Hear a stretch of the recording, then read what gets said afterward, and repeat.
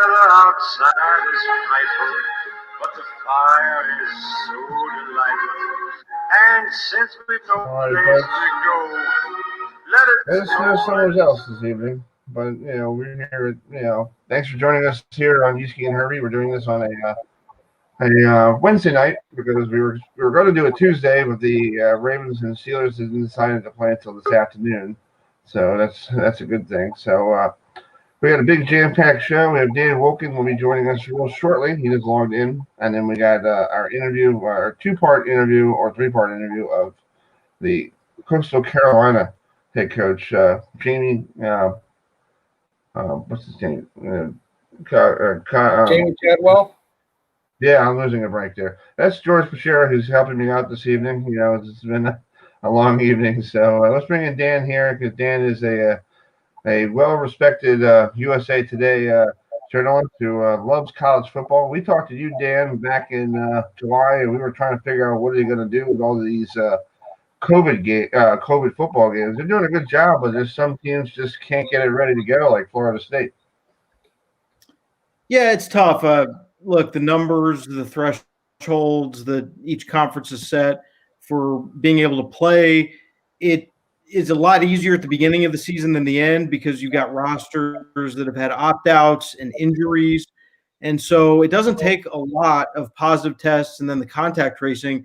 You fall below that 53 threshold of scholarship players and you can't play. So everyone's managing it the best they can. It's a roller coaster ride every week. People are holding their breath every time there's a test, and it's not easy for anyone to manage. Exactly. George? Well, Dan, if there's anyone knows about holding their breath, it's the University of Notre Dame. They had that horrible go at the beginning of the season, and right now, I mean, they're in a good groove. Numbers are down. I mean, there was zero positive tests this week, and their bubble seems to be working pretty darn well. Yeah, I mean, Notre Dame, I think they've certainly taken everything very seriously, and their campus had some issues early on. But, yeah, Notre Dame, they are one of those teams. I think the teams that are in the mix right now for the playoff, it's easier to get guys to stick with it. It's tough. Everyone's trying to be really disciplined with the protocols, and you can still have bad luck, and it's tough to keep the virus out of your building. But I think Notre Dame, they've done a good job. They're trying to win a national championship. They don't want to miss games. So I'm sure that all their guys are really committed every week to doing their part to not get sick. So Dan, what are your thoughts? Let's talk about Ohio State real quick. Right. George. That's exactly where I was going to go, Chris. I was just going to say, what are your thoughts on Ohio State? It's 4-0. Yeah, look, they're a really good team. It's just unfortunate that we haven't been able to see them as much as we've seen everybody else. The one game that they played against a decent team was Indiana, and their defense struggled, and it did leave people with some questions about how good they really are. And so, look, I think we all know their talent level is extremely high. They've got one of the best rosters, one of the 2-3 best quarterbacks. They're excellent. Their passing game is as good as it's ever been, but they've only played 4 times, and that's just a very odd dynamic this year where some teams have played 8-9 games. They've played 4, and they're not going to play that many more. So the committee is probably going to put them in, believing they're one of the best teams if they're undefeated, but they certainly have not proven as much as everybody else on the field. Yeah, let's talk about this ACC thing. It's pretty interesting. Yesterday, they came out yesterday and said, "All right, we're all done with Clemson, Notre Dame, and Miami. If Clemson loses to Virginia Tech and then Miami goes into the ACC championship game, Notre Dame, you just sit there pretty in Charlotte and wait until somebody shows up. Because you don't have to go to the take on Wake Forest now." So, what do you think about all that stuff going on with the ACC changing schedules back and forth? Like this weekend, Duke's taking on Miami. That was going to be Florida State. Can you hear us? Dan, can you hear us? I don't know if he hears us. I think he's frozen. He's frozen. Can you log back in? Dan, can you hear us? Looking at the situation right now, looking at the standings, I think that they feel. Yes, I can. I can hear you. Okay, cool. Yeah, you're breaking up a little bit. We'll just try to I make can it hear short you. and sweet because it's probably the email and all that. Hey, you can hear me now? Maybe you can hear it. No, let me log. He's going to log back out. That's Dan Wolken from USA Today. Thanks, folks, for joining us tonight. Our other partner, Uski, is doing some homework this evening, working on his own board and getting himself ready to acclimate to do some stuff in 2021.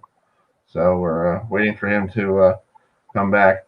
So George, this is a wacky couple weeks with the COVID numbers going up and bowl games getting canceled, and it's like who's going to be going where? You're going to have teams going to be like, well, I got 6 wins, but we only have 10 bowl games. Well, I'll be honest with you. I'm glad that the ACC doesn't got to worry about Coastal Carolina right now. They probably want Coastal Carolina to join in. Wow, Coach gave us good stuff last night. Exactly. We're going to play that shortly. We're waiting for Dan to log back in. I guess the internet there, wherever he is, he's always all around. He works for the USA Today, so if you want to see some great articles about college football and other sports, he does a fantastic job, on the writing. So anyway, it's going to be an interesting weekend. So here's Dan coming back on. Hopefully you can see him better. Hold on. Gotta love live radio, everybody. Live TV, radio, things don't work. Pay your bill, right? Yeah, call for pizza, So anyway, we're gonna speaking of, let's just play some interviews here. I talked to we're waiting for Dan to get back on.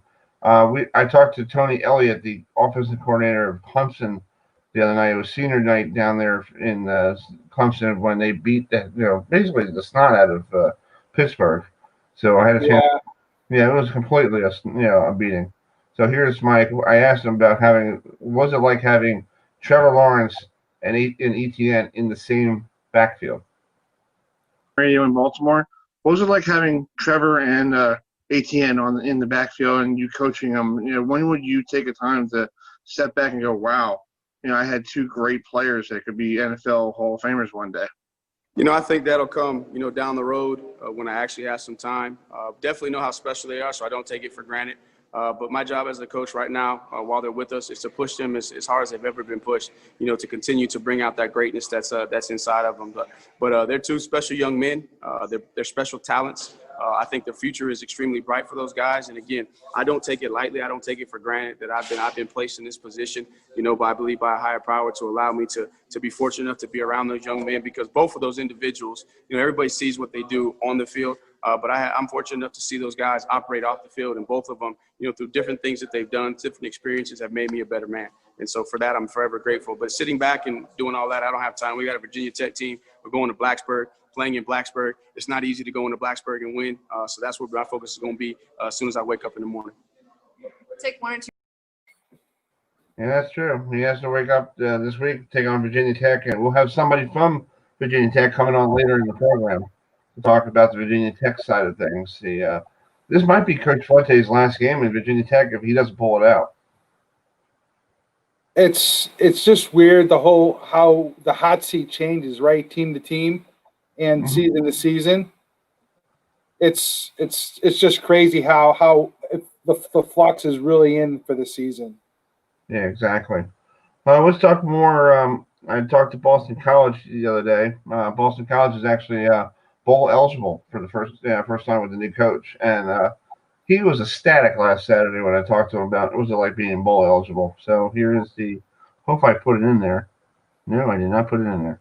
Well, anyway, we'll put it next time on the program. But he was very ecstatic. He was very grateful for that he made it to a bowl game, and he's like, there's teams out there and only played maybe 5 games, 6 games. We played 10 games.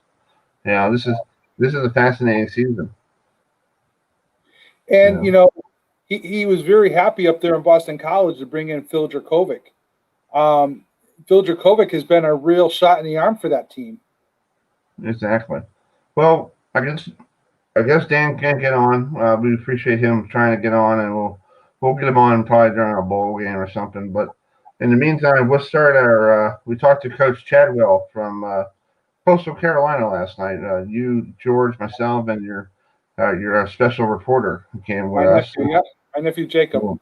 With Jacob. So here is the part one. I had to break everything down because of this program. You can't put it all at once. So here's the first installment. All right, folks. Hello, everybody, and welcome to Uski and Herbie. This is Chris Heidel, Herbie, and George Bashira, who helps us out with. Ewan right now is on assignment, but we have the head coach of the Coastal Carolina, Coach Chadwell, with us. Big game this weekend between Coastal Carolina and Liberty down there in good old Conway, South Carolina. So how's Conway, South Carolina going on, Coach? Is it like the biggest game ever in that town? It's a big one, obviously, with game day being here. And I told our team every week gets bigger and bigger when you're 9-0 and everybody's coming after you. But you can feel the excitement in the air, and there's a special. It's a special season, and there's a special feeling around this team, and I know our community and university, and just everybody's enjoying the ride right now. Yeah. Well, George, introduce our special guest to say hello to the coach. So, Coach, I'd like to introduce you to Jacob Ashura, my nephew. He's a freshman down there at Coastal Carolina. He works for the student paper, the Chanticleers. And Jacob, go ahead, ask Coach a question. Awesome, thank you. So, Coach, what has been the most rewarding part of this historic season? Has it been like the improvement of your different players, or all the records you've been breaking, or something else? You know what? I think the best thing about it is knowing what everybody has to go through each week just to try to play, and knowing the sacrifices that they're making, and knowing that they're being rewarded for it. To see a group of young people come together for a common goal, a common purpose. And to see them buying into that doesn't happen a lot. It takes a lot of special people to do that. So I'm enjoying that. We didn't have to be 9-0 for that to happen. Obviously we are, but just seeing them buy into your vision, that's pretty rewarding for me. Mm-hmm. Thank you. Good answer. What do you think has been the key to all of this success over the years? I don't know. Coastal Carolina has usually been known for its baseball program more than its football program, but this year, your team is making everyone turn heads, and it's been fantastic. Well, we're trying to change that. I'm trying to displace Coach Gilly. Say, hey, here we got football's you got to bump over a little bit. But yeah, I think we've got a good group of people, and I would say our 5th-year seniors. We've got about 8 guys that came in here in 2016 during that transition year and moved up to FBS and taken a lot of lumps, a lot of heartaches, a lot of valleys, and they've stayed the course. They could have left, they could have transferred like people did, and they decided they loved Coastal Carolina and they wanted to leave it better, and they found it. And so I think our leadership from that standpoint, I credit all those players. They've done a phenomenal job. Thank you. Awesome.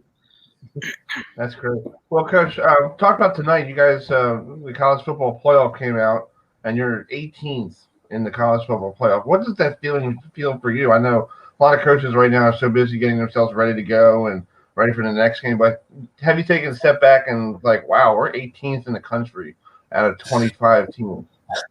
Not this week. I think last week we did. You're like, man. And then I got ticked off because there were people ahead of us that had more like 2 losses, and I was like, But and the coaches reminded me, hey, did you ever think you'd be in the CFP poll? It's like that's a good point. So it's an awesome deal, and I know our players enjoy that, and they're thankful for it.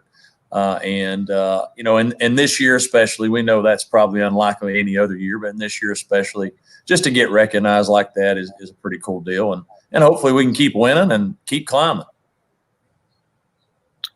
Yeah. What? Can I? Oh, it's okay. Thank you. So, what has it been like hearing? You've received some offers. You've heard from other schools, right, about coaching positions. So, what has it been like what is the feeling to get all these know that all these schools are interested in you for how good of a job you've done with Coastal Carolina? Well, I would say this: I hadn't have any offers, and all those rumors are just that they're just rumors. And so, but it's it's flattering, it's humbling, when your name gets mentioned for some SEC type jobs, things of that nature. That's a cool deal. But that's all also a full credit to our players and the staff that we have, because they're doing. All right, folks. That's the Coastal Carolina. Part one of that. That was a fantastic question by your nephew. Jacob there. went World Series of Poker. He went all in. Exactly. Exactly. At 8:16, we're gonna wait. We're trying to wait for Kelsey and Nicole Nelson, a friend of mine. She does a lot of stuff with the Washington Redskins. So, or excuse me, just the Redskins. Yeah, I know. I'm sorry. I'm old school. It's the Redskins. Okay, I'm sorry. Just change the name. Just change the helmet, and you're fine. Like the Indians did. The Indians got rid of Chief Wahoo and just put the word C right on the forehead. Yeah. So, and then coming up at 8:25, we have. I forgot to send you an email today. I got really busy. This guy covers Syracuse Orange because the Orange are playing Notre Dame this week on Saturday. So we'll talk Notre Dame's Orange, Syracuse Orange, with Stephen Auger, who does the Juice is a publication up there in Syracuse. Is run by the folks that he's partnered with the New York Mets SNY group. Like the cable company. It's not bad. So we're gonna wait for him at 8:25, and then Jeff Walz, the head coach of the Louisville Cardinals, the 5th-ranked women's basketball coach, will join us. We'll talk. He hasn't played since the last couple of weeks because of the COVID. And then Abby Labar, who is a sideline reporter for the ACC network. She's previewing the Boston College Virginia game at 8:45. And then Ricky LaBlue is co-host of the Hokie Hangover podcast. We'll talk about that hangover going to be probably on Sunday after Clemson runs them over. Yeah. Yeah, that's a massive hangover. And then our good friend Damien, who covers Liberty, because Liberty's playing Coastal Carolina this week. Yeah, he'll stop by and we'll talk about what's going on. There is a problem with Liberty. Willis, the quarterback, tested positive for COVID today. Wow. Did you hear who Coastal Carolina is going up against for the Sun Belt? It's the Raging Cajuns of and they smoked them. Really? The Chants went down to Raging Cajun territory in the and they put a beating on them at home. So, well, let's get Steven on right now because I don't know where our good friend Kelsey is. So hopefully she'll join us. She said she's having computer issues, so let's get Steven on and we'll get rolling here. Hi, Steven. Hey, Chris. Hey, George. How are you? Hey, Steven. I'm great. Yeah, you're a little bit early because we're trying to keep everything going here on live TV. You can't sit around and wait for somebody, so we'll get them. We'll throw them in later. But you cover Syracuse. You do a publication up there that's run by the folks. You're partnering with the SNY group of the New York Mets cable channel, right? Yeah, it's. I'm actually from the Boston area, so there's a handful of us. We're sort of all over the Northeast that cover it, but it is partnered with some of the New York teams. That's cool. Awesome. But with Syracuse going into Notre Dame this weekend, they probably don't have a fighting chance to try to knock off the Irish. What has Dino Babers got to do to, A, try to keep his job? Because I feel like he might be on the hot seat because he had a lot of things coming in this year, like a positive season he wanted to have. Well, I mean, I think if we can kind of go back a little bit, kind of the biggest issue with what's gone wrong for them this year, and it started, back when with spring practice, they didn't have the season they thought they would last year. They came off a 10-3 season when Eric Dungy was a senior. They beat West Virginia in the Camping Bowl. And it seemed all set up for Tommy DeVito to take over and for them to, just build on what they accomplished in Dungy's senior year. and they stumbled to a 5-7 record. Probably read too much of their own press clippings. DeVito was sacked the most of any Power 5 quarterback last year, 45 times. In the offseason, Baker's brought in a new offensive coordinator, new defensive coordinator. So when spring ball rolls around, they plan to implement 2 new schemes, especially on defense, where they went with a 3-3-5 scheme, and then 3 practice into it, COVID happens and everything shut down. So they're even, and it happened to everyone. It's certainly not an excuse. Every team was trying to deal with COVID, but when you're trying to put in new schemes, it puts you that much farther behind the 8 ball. And then summer practice kind of was what it was for everyone. And then the injury bug started. They had their offensive line last year. Really wasn't very good. They returned 4 of the 5 guys. They had to replace Evan Adams at one guard position. Their other guard, Dakota Davis, was hurt, and he didn't start playing again until I think 2 or 3 weeks ago. So, so they've had more offensive line problems this year. And then they had some injuries to really key people. They lost Tommy DeVito for the season in the Duke game. They lost Andre Cisco in the 3rd game of the season. He got hurt in warmups against Georgia Tech, and it's a total fluke injury, and he's gone for the year. They've had something like over 20 injuries. So it's really just been a perfect storm of just if it could happen, it happened. And now they've stumbled to a 1-9 record, and now they're visiting undefeated Notre Dame, and Notre Dame's booked their spot in the ACC title game, and they're really facing an avalanche here this weekend.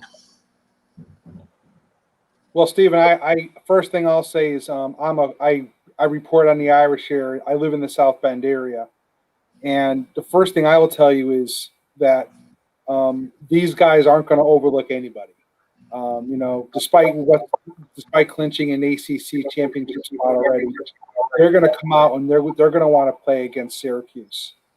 But with that, it's just got to be tough. It becomes more of a psychological effect, right? We have all these aspirations to do great things, and then all of a sudden it doesn't work, and it's hard to sometimes dig yourself out of that rut. Notre Dame has experienced that themselves in the past. Yeah, I certainly don't expect Notre Dame to overlook it all. And especially, Notre Dame's got everything to play here for. So for them to stumble now against a team that is probably going to be starting. I don't know if Jacoby and Morgan's going to start. He's a true freshman. He's a 3rd-string quarterback. Or if Culpepper is going to start again. But either way, they're down to their 4th-string running back. So, but they, for the most part, they've played really hard, and I don't think they've quit on Babers. As bad as it sounds, I really think Babers is on the hot seat. Part of that is I don't think the school can afford to cut bait with them if they wanted to, just because of what the rumored cost of a buyout is. And really, especially with COVID hanging over every program, is kind of, who are you going to get?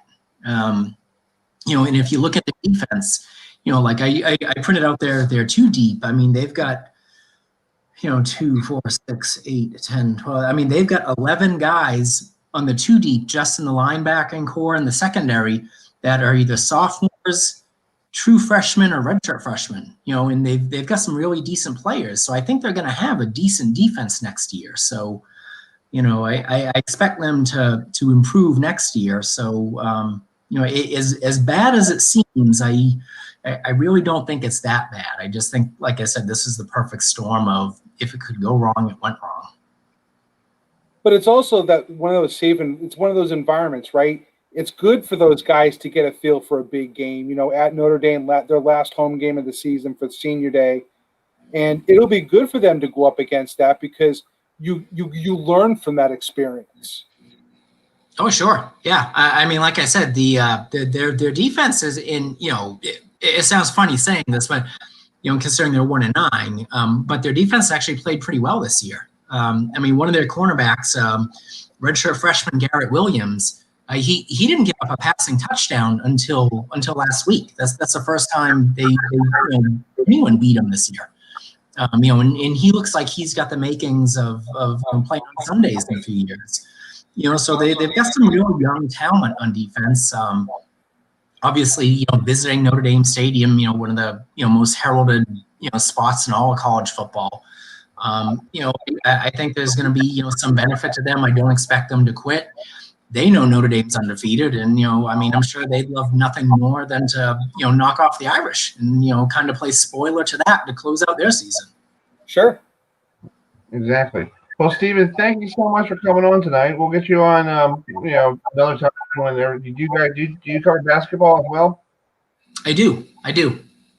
Go for ACC basketball. We'll talk more basketball when everything tips off for the ACC. Sure, great. Thanks for having me. Great experience, and I'd love to be back. You're welcome, man. Have a great evening. Stay safe. All right, take care, guys. Thank you.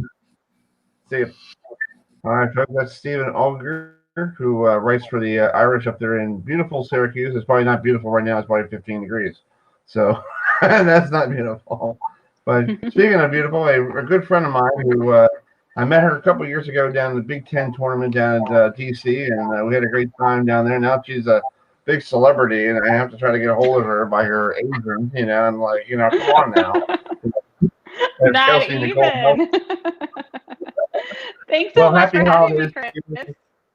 You're welcome. I had you on with the radio side. Now we're upgrading. So I we're know. on TV now. I've been trying to do some things in 2020, and it's so cool to see this. It's a joy to have you. I can't believe how long it's been since we've seen each other in person, but of course that's due to COVID. This is the next best thing. Yeah, I haven't been to a game since I was planning on going to the Big Ten tournament in Indiana, and that's when all hell broke loose. Yeah, so I was everything like, changed, right? Yeah, and I'm sitting here doing Zoom calls because I'm like, this is great. I can stay home. I don't have to go anywhere. I can have my own food. I can order pizza, watch TV, get on the conference call. And my friend George, who helps me out, George Fischera up there, who does the Irish. Say hello to George. Hi, George. How are you? I'm doing great, Kelsey. Thanks for coming on. Yeah, thanks for having me. A true honor and pleasure. Well, you do a lot of stuff with the you don't call them the Washington Redskins anymore. You call them the Washington. We don't know today. Yeah. How tough is it for you to do a program with a team with just a football team? And I know you're a young girl growing up with the Redskins in town, and growing up with the name. It's pretty hard. It's like me. I'm thinking about one day, like, wow, what if the Mets changed their name to the New York Baseball Club, and I can't say the word Mets. To me, that's in my vocabulary. Yeah. So how tough is that? It takes some getting used to. Yeah, it's funny because, like you said, I'm born and bred in the DMV area. So, right, that's the team name that I grew up with. Right, most of my friends were fans of that Washington, formerly Redskins team, and the culture shift has been a good one though. I'll say that because I've joined the team now that we've had so many changes. Julie Donaldson, who of course is just a trailblazer in her role, is my boss. You have Ron Rivera at the helm, and we've just seen kind of this culture shift and change. But I will say it's still something used to. It's funny when I interview the older players, they're like, "Well, I don't even know what to call it." I'm like, "Oh, I know what you mean, right?" But it does take some time to get used to and adjusting. But at the same time, I think it's exciting to be part of this next 100 years of this franchise and really be together to hopefully find a name that represents, truly where this organization is going towards. So I know the name was nearly beloved by so many, but guess what? The team is still there, right? The players are still there. And the team name, I know, I get it. It meant something near and dear, but guess what? For me, I care more about winning. As long as we win, I can care less about what the team name is, but I think we know we made the right decision because if it's a team name that some people felt offensive to, then why not change it? Look, it's 2020. There's certain things that were long overdue, right? Such as we just saw what Sarah Fuller was able to do and accomplish. But, this is the year I think that finally things are happening and moving in the right direction. And I'm excited to be a part of a team that's kind of going through this shift and change. So, Chris, it's been fun to say the least. COVID has kind of dampened things because I don't get to do as many hands-on things. but it's been fun to work on the team side of football operations. And look, we're winning in Washington right now, so it's good times. Yeah, we're battling the Giants for the NFC East, and it's going to probably be like what 6-7 or 4-8 or whatever. It's like you already know I'm saying I'm the good luck charm. If they get to the playoffs, I'm taking credit for it. I'm going to say since I joined, I've been the good luck charm, and like now we're going to the playoffs. I hope it happens. But the NFC East, like you said, it's up for grabs. We just saw this Ravens-Steelers game. Washington plays the Steelers next, and who knows? This Steelers team, I mean, that's a short week for them.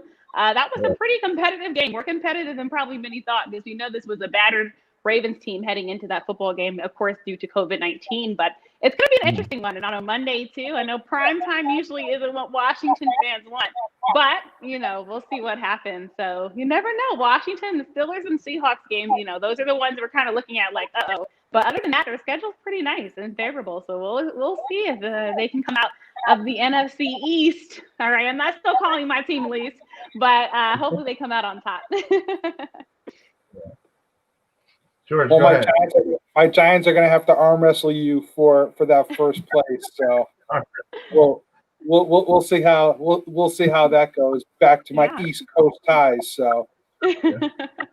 It'll definitely be interesting. But I mean, whoever thought we'd be here? I think at the beginning of the season, many probably thought, the Eagles were the sure bet, right, to win that division. Yeah. And then we've seen Carson Wentz's struggles, quite frankly, and not even just the Eagles. You can look at both sides of the ball, but especially Carson. Like, who knew that he would struggle like he's struggling, within this division? And the Cowboys, I mean, lo and behold, America's team, right? Like they're pretty bad. They're pretty bad, and we know their quarterback situation. And so the quarterbacks have just been an interesting situation overall, right? In the NFC, you have Alex Smith coming back to Washington. We know his story, but it's been some interesting football. To say the least, but also I guess that makes it fun because I really think it's going to be a horse race to the end of the season. Yeah. Well, saying that we're talking smack about the Redskins, about the Cowboys, that America's team moniker sailed a long time ago. Yeah, only Jerry and Skip Bayless are trying to hold on to that, but right, we know better. Yeah, I think Roger Dodger is not coming back anytime soon. Yeah, so he's on what? Real estate and doing a commercial. So come on. Yeah. Well, you do a lot of cool shows for the Washington football team. I thought it was the Washington football club until my girlfriend told me no, it's the team. I'm like, oh, okay. I'm just thinking it's rugby. The woman knows best. Yes. Yeah, the shows have been fun. So I do 3 shows for them. One of them is called The Fit, which is more like a fashion and lifestyle show. So we highlight the players, basically their fashions, their drip. We highlight them, basically show a lighter side of them. And it's actually been really fun to see, what gets them in the fashions. This week, I'm really excited about because, of course, we had the My Calls, My Cleats game coming up. I'm super excited to do interviews for this because, of course, you really get to see what the players are passionate about, right, and their causes that they care most about. And it's been actually cool. I've learned a lot doing the show. I've got to talk to a great number of cleat designers who get to, talk with all these celebrities and design their special shoes on game days. So that's been fun. The other show I do is called The Life. The Life is just life outside of football. Why did they get into football? Their family life. What drives them? What motivates them? So like earlier today, I talked with Kendall Fuller. That interview will come out next week. But it's just been great to get to know the players kind of on that other side. We just talked to Tressway. Tressway, of course, is probably one of the more valuable members on this football team. He doesn't get the credit, right, as a punter, but he's just been great to just see and talk with you, learn a lot about them. And I think because of 2020 and the craziness of this year, it was actually nice to talk with them outside of the football realm and really get to know who they are. I think the Washington fans have been calling for ways to get closer to them, and these shows bring it to them. And then I get to wrap all of our unfiltered digital shows up every Saturday at 9:30 on NBC Sports Washington. So it's been fun with the Washington football team digging into the content and hopefully getting fans a closer connection with the players and with the team. And then I get to do the live show with Brett Smoot. Brett Smoot is probably the most hilarious individual that you could ever work with. So it's never a dull day, to say the least, going to work. Seems like you have a lot of fun doing it because I see pictures of you on Instagram and like you meet this guy and then you do fashion with sneakers and I'm like like we're dudes. Sneakers are not one of those. So there's a lot of guys they have more shoes than girls. And I'm like I'm taking back by it. I only have 3 pairs. One for work, one for the church, and then one for outside to cut the grass. That's all I need. That's all the average person 4, 5, needs, 6, right? 7, 8 of them. Right, But I Jordan? get jealous interviewing them because they have Thomas Davis gets a new box of shoes every month because he's a Jordan brand ambassador. He gets a new box of Jordans every month. He's had to like add closets into his house because of this. Morgan Moses has a vault bank door in his closet for his shoes and a half like a basketball court in his closet. You know, I feel like I'm on MTV Cribs sometimes when I'm getting to interview these guys. I'm like, you know, I just wasn't able. Hey, Kelsey, I got to throw the flag on Chris for wearing sneakers to church, by the way. Like, that's, No, I'm talking about that's a 15-yard penalty. That is, Chris, we got to get you some church shoes. Hey, I got dress shoes. I'm talking about dress shoes. I didn't know sneakers. I'm like, dress shoes. Because if I wear sneakers to church, my mother would be like, you know, my mother would be like, you know, what did you do? You know, I'm like, sorry, Mom. And my girlfriend would be like, you know, I gotta look at this, you know, for church. Come on now. So, anyways, this weekend, you guys.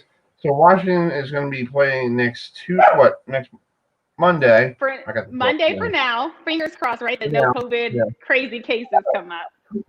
We can't do any more of what happened with this Ravens Steelers game.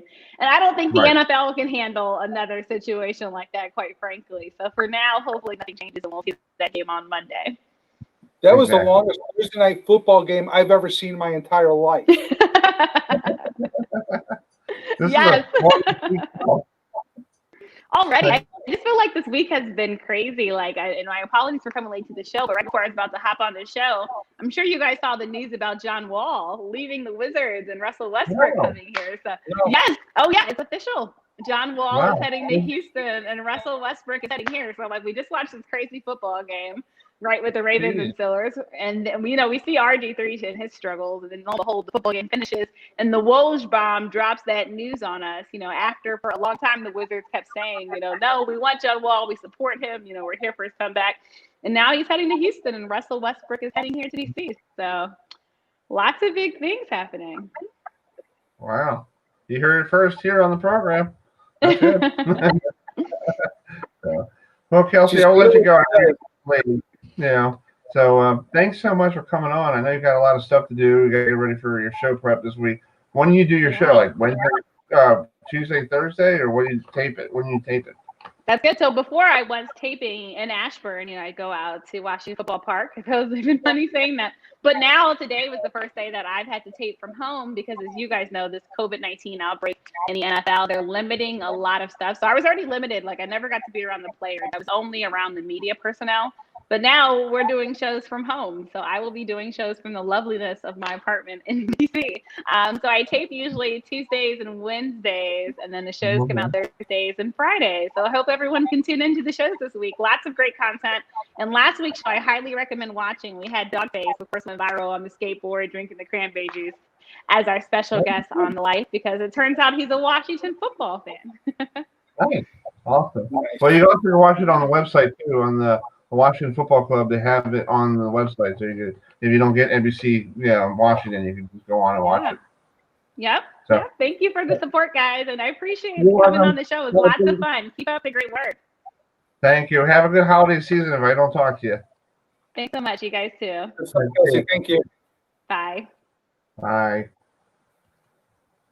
Yeah, I met her down at the arena, down at Capital Games Arena. We're playing in DC, and she was like this undiscovered broadcaster, and she's like, "Can I follow you around?" I'm like, "Okay." What am I, Peter Denny? I'm like, "Okay." And I helped her out, on different things to show her how to, and then she started doing stuff with arena football, like I was doing, and I was helping her out with arena football stuff to help her out, So I gotta I tell myself I'm the Bill Walsh of this stuff, but I don't get mentioned, so it's okay. So. See, Chris, this is what happened. There's the two of you, right? Yeah. You're showing her around. Yeah. And by you doing that, you missed your calling. I know. By helping somebody else, you made someone else's life better. Exactly. Well, let's jump in. We're waiting for Abby to call us in. Sorry about that. In the background, folks, if you heard the dog, I have Radish here. So lay down. So anyway, you're wondering why there's a dog in the office. But let's just go back. Let's start basketball. Maryland basketball is 3-0. I know you cover the women's team. We're waiting for. I guess Coach Jeff will probably get us on next week. I guess he got stuck doing something, but he'll call me tomorrow. But Maryland is 3-0, and they haven't played since last Sunday because they were supposed to play last night against Towson, and Towson had a COVID situation. Now they're supposed to play George Mason on Friday. That got canceled, so now the St. Peter's coming down to play Maryland. So it's going to be a very interesting week for sports around here. So I talked to Daryl Moselle, who's the guard from Maryland, who had 15 points against the Navy last week. So I asked him about the weekend.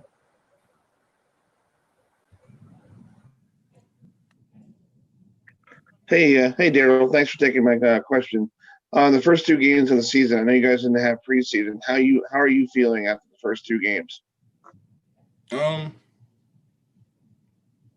mean, we got 2 wins. That's the most important thing. Going out, playing together. But I think it's a couple of things we can improve on. We got to focus on, like, some of the little things, making sure we boxing out every time, making sure we completing defensive possessions with rebounds. Like in the first half, we was too stagnant with the ball offensively. So it's definitely a lot of stuff we got to work on. But I think we showed like flashes of like what we're capable of and stuff. So we're all confident, but we definitely got to improve on the little things. All right. All right, folks. That's Daryl Moselle talking about Maryland, and Maryland is a young team this year. They had some of the people back from last year, who won the Big Ten coach championship. So it's going to be an interesting year here in Maryland. Well, just in case you didn't hear, Notre Dame had a game canceled on them last night, Mm-hmm. and then they were supposed to play. I think they're supposed to play Indiana Fort Wayne. Okay. And that game got canceled now. Jeez. So the 2 games that they were supposed to play this week have now been canceled. Wow. That's crazy. Yep. So, folks, it's 8:43 here on the program. If you want to send us an email, you can always tweet us, or we're on Twitter at HerbFM. George is on. What is your Twitter handle? I got to put that on next week. I'll put that on. Your Twitter handle. It doesn't spell my whole name. It's at Shakedown the THU for Thunder. Okay. So, that's where we hang out. Been very busy on the reporting front. Yeah. So if you just tune in, Maryland's basketball schedule is going to be St. Peter's on Friday, and then they have to go down to James Madison in Harrisonburg, Virginia. So that's going to be very cool. Yeah. So at the new arena, JMU has a brand new basketball arena. Nice. So it doesn't look like the old barn down the street anymore. Let's move on, and we're waiting for Abby to join us. I talked to Pat Scarry this afternoon, but it was audio. But we'll put him on the other version of the show soon. But I talked to Pat last week up in by phone when he was up in Connecticut. He lost to Buffalo he was in the showcase bubble thing, and it was it was really interesting with different teams going in and out. So I had a chance to talk to him after the Buffalo game. So here it is.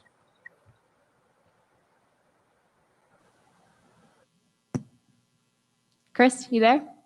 Yeah, I'm here. Can you hear me? Yes, go ahead and ask Coach your question. Yeah. Hey, Coach Pat, how you doing? Great. What did you learn from these first 3 games of the year against these really tough teams? That are basically tournament teams, pretty much. Yeah, we're not a complete team. We had a good 20 minutes to start the first half yesterday, and a good 20 minutes the second half. To beat good teams, you've got to play 40 minutes. I'm not shocked that we're not there yet. I think the biggest thing, Chris, is simplifying what we are trying to do, but amplifying it, and then figuring out rotation. It's been a couple different guys that have played the last couple of games. We're going to have to kind of start figuring out a little better rotation. So hopefully we can get some more mileage out of a couple guys. Yeah. And is there any challenges coming up this week with coming home and playing Maryland on Tuesday? I know coming from a different place, for 4 or 5 days, you got to do that testing stuff. Is that the biggest challenge? That test stuff's going to be a challenge all year. So far, so good. We knock on wood, and the Maryland challenge is a whole different challenge. We'll start working on that when we get on the bus.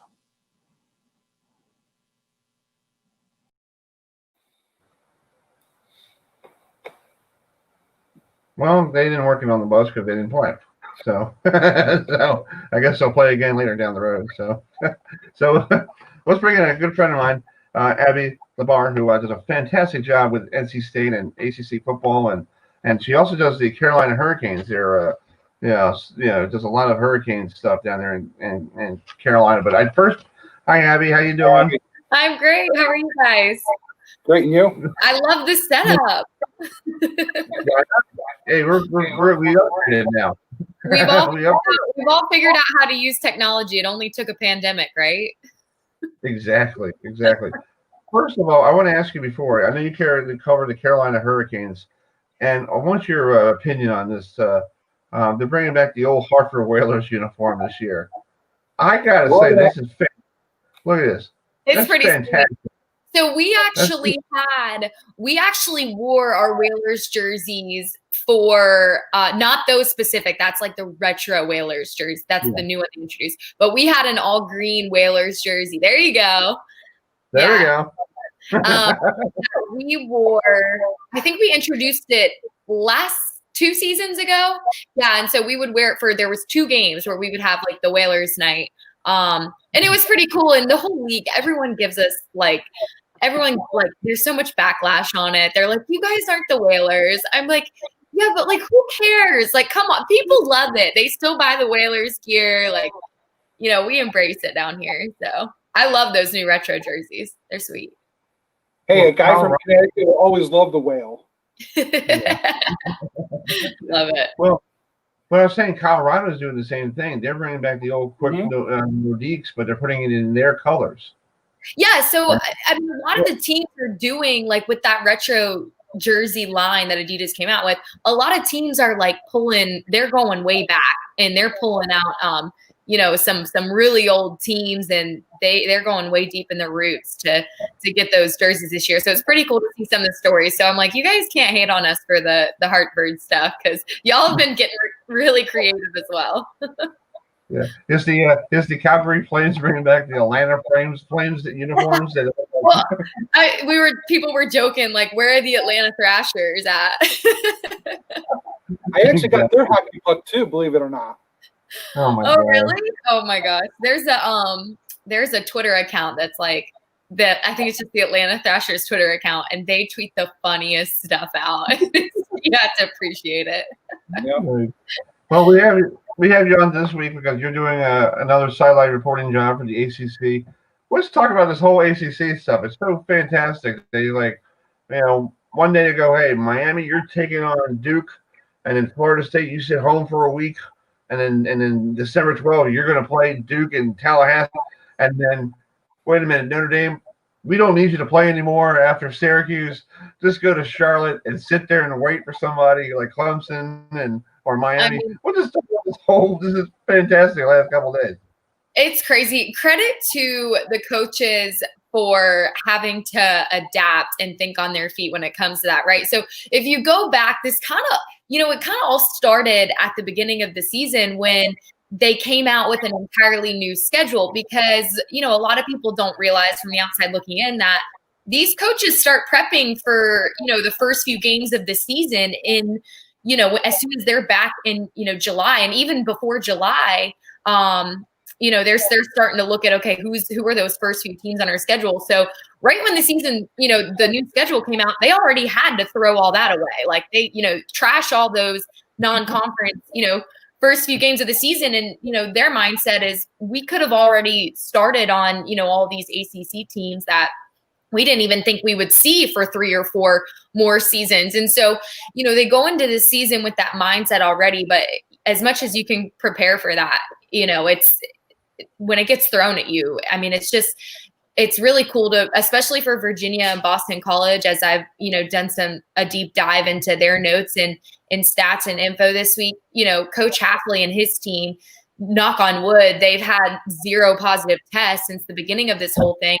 They're one of 5 Power 5 football teams right now that have made it to 10 games. So Coach Hafley's like, we're going to play our 11th game of the season on Saturday when he's saying some of my friends haven't even gotten to 4 or 5 games, which is crazy to think, when you put it that way. And then, Virginia, Bronco Mendenhall has done, a great job as well. They've had a couple different schedule changes, but I'm really excited to hear his story about the whole Florida State trip last week, because that's obviously been a big topic of discussion. I mean, talk about having to adapt. They essentially wasted an entire week and travel of game prep for that, when they could have already gotten started on Boston College. So, they're kind of hitting their heads against the wall. Like, that's got to be frustrating. So I haven't talked to him yet, but we'll talk to him on Friday, and that'll definitely be a topic that comes up. But, man, I don't know how these guys have done it.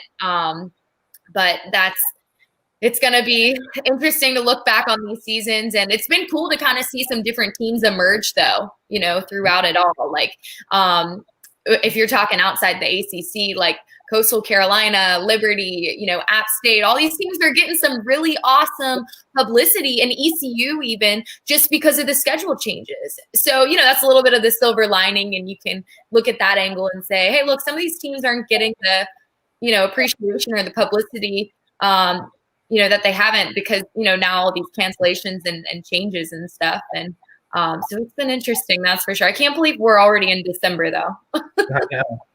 With the ACC championship coming up, you can decide to pick virtual or go to the game. I'm staying home, and I'm going to stay at my house and save my cash. I'm in Maryland. I don't feel like hopping on a mega bus that might have COVID-19 or COVID-21 in there, probably. And and that's the topic now too. Is like, what's going to happen with the bowl games? Are people?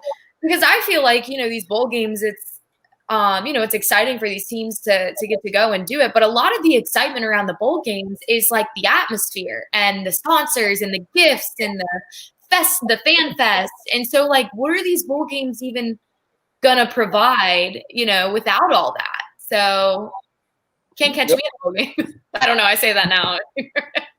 But still, I've already started my virtual press pass, so I'm not even thinking about leaving the confines of Osceola, Indiana, to travel with the team to go down to Charlotte. So it would have been nice to go see my friends Chris and Ewan, but I'm staying here. We'll do that in 2021 when they find a cure, and then we'll be back to normal. But it sounds like you just wrote a sequel, Chris. 2021 when they found the cure. You just wrote a movie. You didn't even realize it. Hey, this is 2020, and I'm a big Florida State fan, and I don't know what they're doing down in Tallahassee. I'm kind of embarrassed because with the Clemson game, my brother, who's a Miami Hurricane fan, he goes, "What? You guys didn't want to play Clemson?" I said, it might be a good way to say I don't want to play them. Just say, come up with some kind of weird thing. Just say, hey, I just don't want to play them. With that team. I don't know, Chris. Yeah. So anyway, with Virginia coming up, Virginia needs to win 2 games, and they're bowl eligible. Can they do it? Because they got to play Virginia Tech next week. Yeah, so they're picked as the favorite for this game. There's a couple different factors involved, right? Like, so, starting with Virginia, they're on a 3-game win streak. They've been just kind of quietly sneaking up on us. Broncos, they've always had a team that shows you a lot of different. When you talk to other coaches, they always say, like, the way that Bronco installs plays and the way they execute, they show you a lot of different things, and they play with a lot of different personnel packages. And so it can be a sneaky challenge for some of these teams. So I think they're coming in. They're on this win streak right now. It's their last home game, senior day. I think they've got a little bit of a chip on their shoulder right now. And,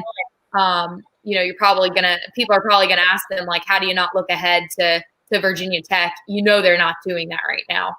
They're going to give you the whole, like, one game at a time mindset, and they really have to, because they really need to win these next 2 games. This isn't like a game you can even look past. So Boston College is a talented team, and there's still some question on whether or not Phil Jurkovec will be ready to go. I think he's going to be a game time decision along with David Bailey, which are 2 of Boston College's weapons.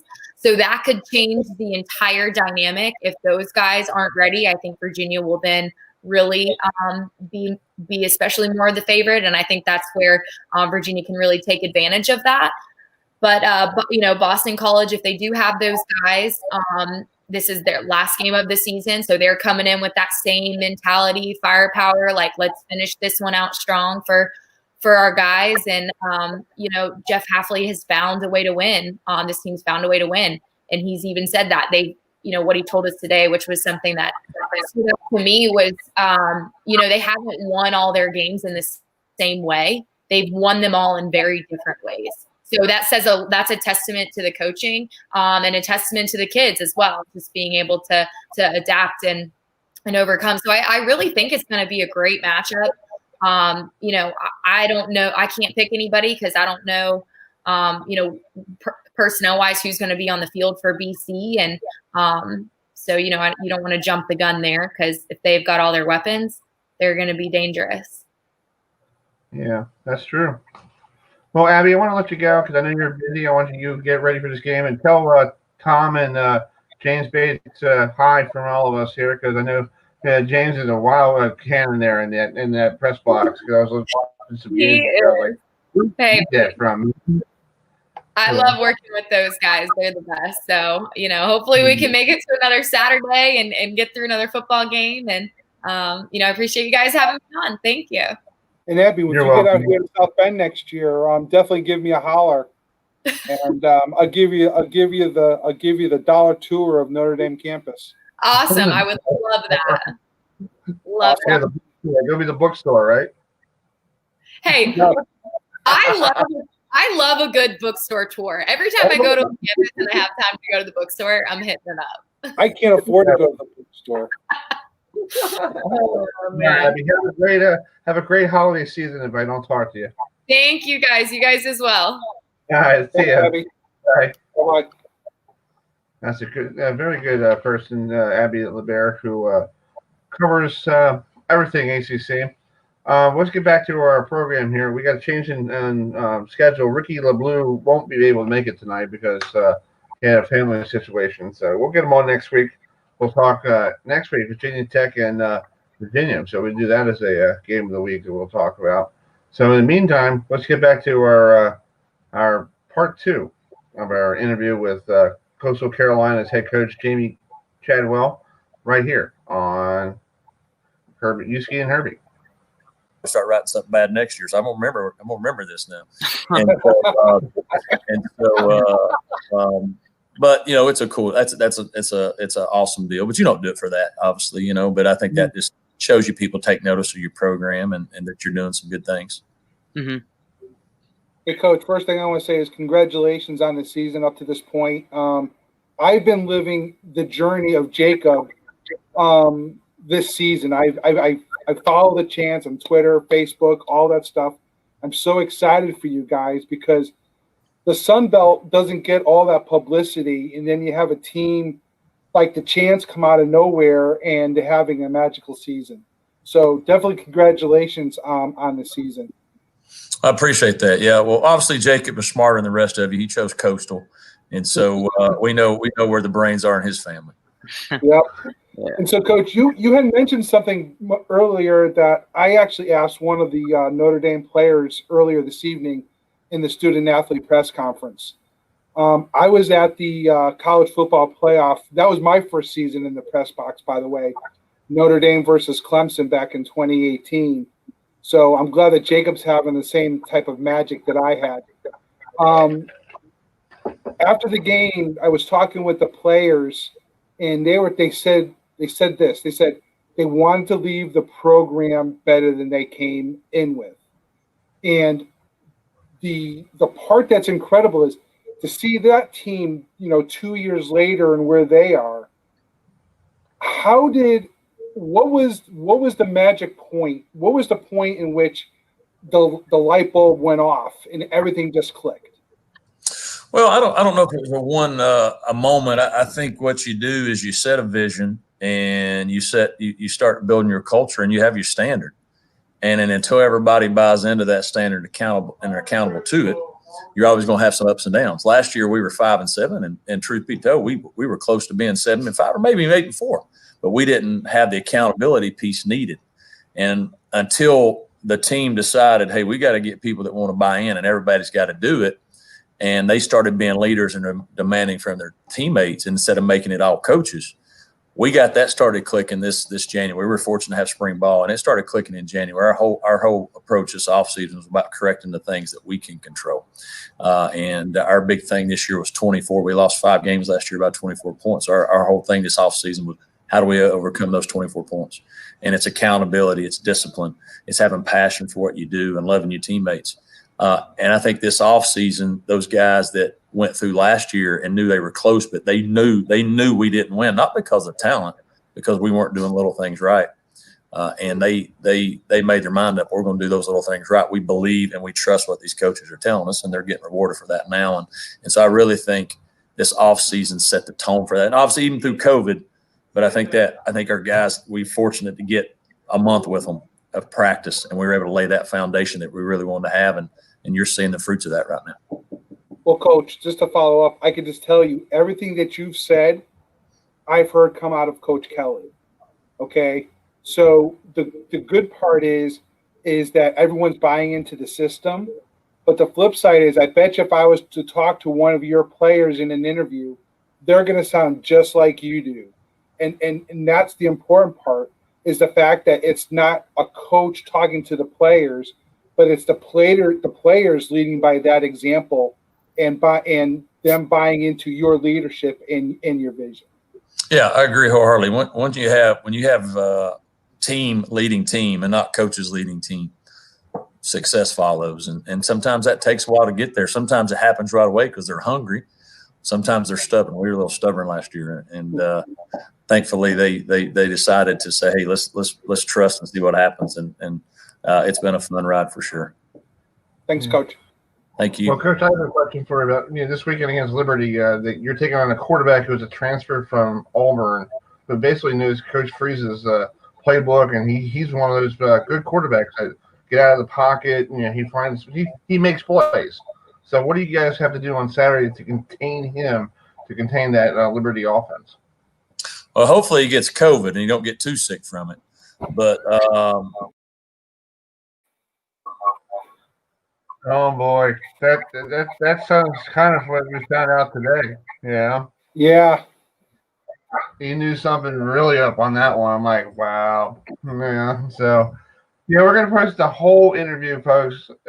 We have a coach from Coastal Carolina on our website. I'm going to work on putting it on there this tomorrow or this week. So the rest of the week, I'll get you a copy so you can have, give it to Jacob. But Jacob did a fantastic job, and folks, thanks for having him down there. Maybe he gets like the writing job down there in the student paper because we made him that way. As we talked, that was a huge opportunity for my nephew. Getting those be able to get in with the student newspaper and covering the football team, but him getting that one-on-one time with Coach is going to build a special relationship with the two of them. He's going to remember him like folks remember us in our press conferences. He's going to remember Jacob from this point forward. Exactly. Well, let's go. Let's keep our videos going here because we're waiting for Damien, who is the beat writer for Liberty, and then we're going to wrap up the show after him. But we're going to play I talked to Josh Passell, who is a kid from this area, George. Plays for the University of Kentucky, a linebacker. He's a redshirt junior from PG County. So I talked to him the other day, last week, and we'll get Damien on right after that. So here it is. Excellent.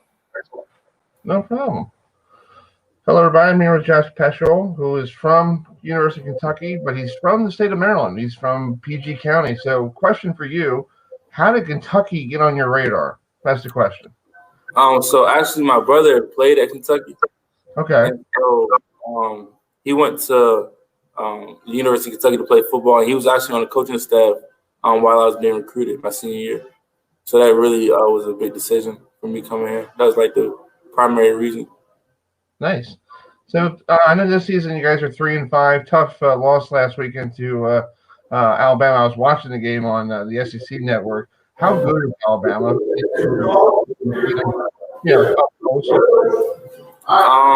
Alabama, they're a great team.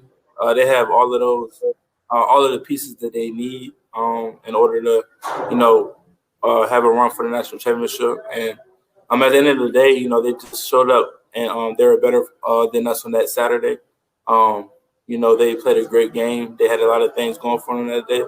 And they just have a lot of explosive players. And a team like that, if you're nowhere in the country, you have a lot of explosive plays too. And so we didn't do a very good job of, stopping those explosive plays. And that's what really led to the winning. Right, exactly. Well, this weekend you're playing the Gators on the road, and then next week you're home against South Carolina.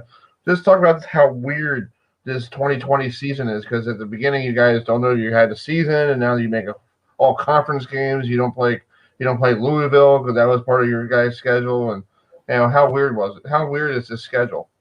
It's still weird, honestly, just because it's teams like us in South Carolina where we're the only two teams at SEC who hasn't had a game canceled yet. And so, of course, COVID has been going around the SEC and things like that. A couple weeks ago, it was 4 SEC games that got postponed in one weekend. So, of course, it's different. You get tested 3 times a week. And, every time you get tested, you just pray that it's not like a false positive or something like that. Because if it's a false positive, then that could cause you to miss a game even though you're perfectly fine and things like that. So it's definitely different. That's true. Talk about last year.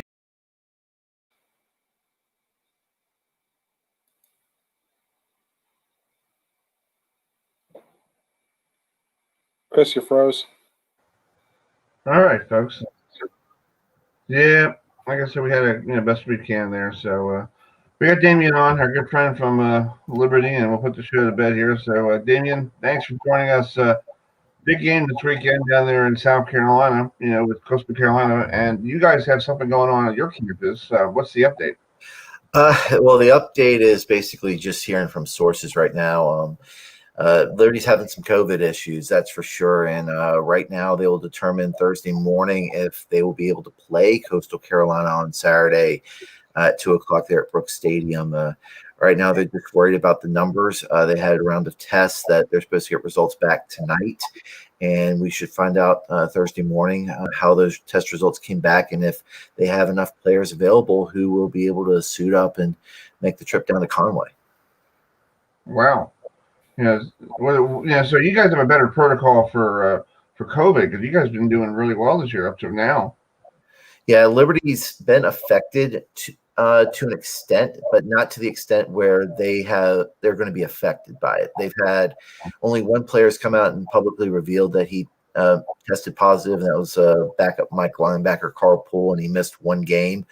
The rest of it's been you have some players who they play and then randomly they'll miss a game or two and then they're back and you figure, okay, that's COVID related, but it's been like 1 or 2 guys here and there, not a bunch of them. And this is something that just popped up Sunday where, they took a round of test after playing UMass and then all of a sudden, it's a big deal. And the fact that Malik Willis is one of those guys, as his name's trickled out, that he's tested positive and he won't play Saturday the game if Liberty makes the trip. That's a big blow for the Flames because the one game he hasn't played in, Liberty kind of struggled to beat North Alabama FCS program. So see how it goes. He hasn't practiced this week, so either Chris Ferguson or Jonathan Bennett's been getting all the snaps. So hopefully that helps them get ready for the game. And the other thing I've heard is, Liberty only has one defensive staff member available. Defense, they had missing one against UMass, and, who knows, they might have one guy, and then you have to have your grad assistants and quality control guys who have to come in and help out if that's, the way they have to go to make sure they have a staff on the field to, help them out during the game. Yeah. Well, I know about Chris Ferguson because we covered the CAA and he was up in Maine last year, and he was very good. He was a very good quarterback. And I know he transferred down to you guys because his sister is on the campus, playing tennis or lacrosse or something like that. But he's very good. We had him on the show a couple times, and very cool guy to talk to. Yeah, he actually has two sisters on campus. His older one is the nutritionist for the football program, and his younger sister plays on the lacrosse team.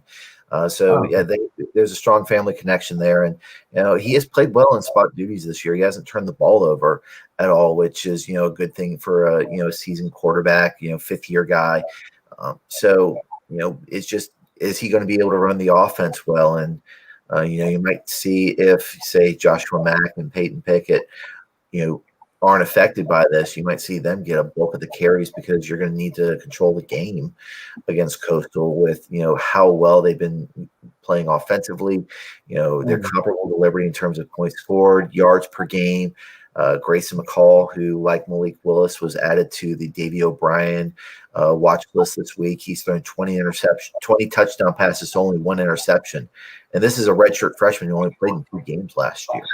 So he's really shown consistency this year. And, you don't know how many guys are missing on the defensive end. And I think, if Liberty plays, we'll find out who's not available Saturday morning. So it's a tricky situation moving forward for Liberty to see, how everything stacks up and if they get a chance to play. And if not, I've heard BYU would make the trip to Conway and play Coastal Carolina. So Coastal already has another top 25 team lined up if, Liberty's issues prevent them. BYU's the juggernaut this year. They filled in for Notre Dame at the beginning of the season against Navy, and now they're going to go possibly fill in for Liberty. That's a wow. Yeah, and if you look at BYU hasn't played since November 21st, and if this happens where they can get Coastal and you win that one, and then you play San Diego State the following week and you beat them, you improve the resume. And I've heard some rumblings that if Liberty doesn't play this week, they might be wanting to play BYU on the 19th. So there's always some possibilities there. I know Liberty and Coastal would prefer to play Saturday because it is a natural rivalry game going back to the South days when, the winner of that game for 13 of a 15-year stretch was going to the playoffs, and more than likely it was Coastal since Liberty only made it once. But it'll be interesting to see how this plays out because tomorrow morning is going to be big in terms of, how the test results come back and, what the medical professionals advise. Can they move this game from Saturday to Sunday, just like the Ravens and Steelers did? They played Wednesday afternoon because they had issues in Baltimore. Can they do that? They could, but with game day being there, I don't know if ESPN wants to do that. And typically, it's dicey, I would think. I would say, but Coastal's supposed to play Troy on the 12th, and I don't know if they're going to actually want to play that game because they've already locked themselves into the Sun Belt title game. And do you really want to play, that week when you got to prepare for Louisiana on the 19th? Who knows? I mean, there's a lot that can go on, and if that game gets moved to Sunday, I don't know why Coastal. Honestly, if the game can't be played Saturday against Liberty, I don't see them playing that game any other day, and they would probably try to go for BYU. Yeah, I heard BYU was going to go towards Miami because Miami was looking for people to play, and that was going to be an interesting. BYU hasn't played Miami since I want to say 1992 when they had Ty Demper, who basically blew them out there up in Utah. My older brother who's in the hospital, he's a big Miami guy, and he tells me all the time, he goes, "We're not going to talk about that." I'm like, okay. Yeah. I think if you are either BYU or Coastal in this situation, you want to play the other because a win would help in the college football playoffs rankings. Oh, sure. BYU has been absolutely I don't know why they're that low. And if BYU can go on the road and beat a Coastal team that's right now unbeaten, that would look good on the resume. Same for Coastal. If Coastal beats BYU move them up. And if, say, Cincinnati gets into the top 4 for the college football playoff and can play in that playoff, then Coastal could be sitting pretty for, a New Year's Six game. And same for I was just going to say that. Yeah. So in a way, if you lose a top 25 game, if you're Coastal, if you lose top 25 game against Liberty, you want to replace it with a top 25 game against BYU. So, I can see why BYU would want to play Miami, but in this year, playing Coastal would be the better bet if Liberty can't go. It enhances that strength of schedule. Yeah, sure does. I mean, for both Liberty and BYU, you play that game on the road and win. That enhances your strength of schedule. I mean, the only thing right now is for Liberty, if you get that game and you win with a very short roster, does that help bowl chances? Because right now with the bowl requirements up in the air, or actually just flat out gone this year, Liberty doesn't have a lock-in bowl game since they're all secondary guarantees. So Liberty could finish this year with 9-2, 9-1, 10-1, and still not go to a bowl game. So I think for Liberty, if there's not a bowl season, you kind of want this game early December in Myrtle Beach would be a pseudo bowl game and would be a good way to end the season if that's how the season ends. So I can see why Liberty wants to play this one. Exactly. Well, Damien, thanks for coming on. And where can people find out tomorrow if you guys are playing? Because that's going to be a big thing there in Conway, South Carolina. Oh yeah, I will be on Twitter most of the day, keeping people updated. You can find me at Damien Sordelett, and you can go to newsadvance.com where I will have any breaking news or anything will be posted there as the day progresses. That's cool. I'll be following you. I appreciate it, buddy. And I'll talk to you. Thanks for having me on. You're welcome, man. Good luck, Damien. Thank you, guys. That's it. Yep. So that's Damien Sordelett, who covers Liberty.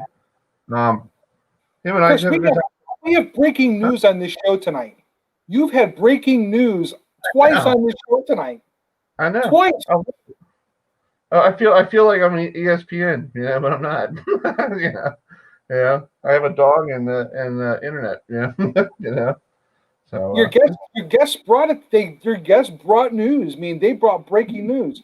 You and I were both surprised to hear about BYU possibly playing Coastal Carolina. Yeah, that's something that's interesting. Huge for that program. Yeah, and BYU, I heard this week before. We heard that a couple minutes ago. They were connected to Miami because Miami was looking for something to play because they were having issues trying to find people to play because their games got canceled by Wake Forest and everybody else. And I heard last weekend that BYU was going to be tracking down Miami, and Miami hasn't played BYU since Ty Demper, who was the quarterback back then, who won the Heisman in 91, 92, and that's going to be interesting. But if BYU can get on a plane and get down to Conway, South Carolina by Saturday, and and their protocols are probably tougher than Liberty's protocols. Yeah, you got yourself a game. Yeah, I got to be honest with you. I think Coach Chadwell would love that game against BYU. Oh yeah, his team at this point, you don't have to be up to play an opponent. All you have to do is play your game. No, whatever game prep, it's a drop-in game. You got to just go play it. You just go deal with it. Well, you go to Damien's, folks. If you want to follow Damien tomorrow, he'll try to get us updated. Or you can follow me on Herbie on Twitter, or George. He'll probably find out too sooner or later because he found yesterday. You found out about Notre Dame not going to the ACC title game without anybody knowing about it. Right in the middle of the student athlete press conference. If I checked my email, I was like, "Are you kidding me? This is happening right as we speak." Exactly. Let's just finish up real quick. We'll play. We'll get to Josh. We'll put Josh Paxell on website so people can tune in and watch him as well. We broke it down into separate parts, but real quick about the women's basketball team from Maryland because we try to cover a lot of women's basketball and all that stuff. Got a little practice video here. So this is probably what George loved to see. So here it is. They're practicing.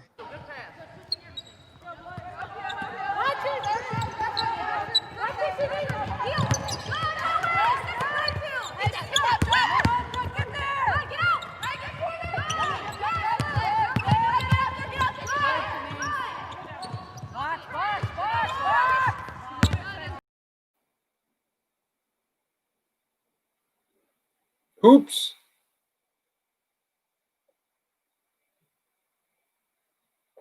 You know, Vaughn, Chris. You're on mute.